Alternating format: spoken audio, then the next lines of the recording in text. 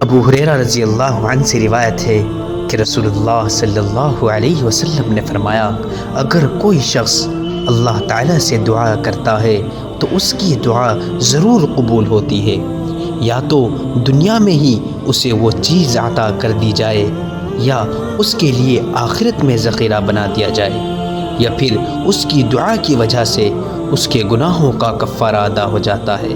یعنی اس شخص نے جتنے بھی گناہ کیے ہیں، اللہ رب العزت اس دعا کی وجہ سے اس کے تمام گناہوں کو معاف فرما دیتے ہیں، بشرطے کہ شرط یہ ہے کہ اس کی دعا کسی گناہ یا قطع رحمی کے لیے نہ ہو، اور وہ جلدی بھی نہ کریں۔ صحابہ نے عرض کیا، یا رسول اللہ، جلدی سے کیا مراد ہے؟ فرمایا، یہ کہے کہ میں نے اللہ سے دعا کی تھی لیکن اس نے قبول ہی نہیں کی۔ آج ہم لوگوں کا یہ کلچر بن چکا ہے، ہم لوگ اللہ سے دعا کرتے ہیں اور ہم جلدی بہت کرتے ہیں۔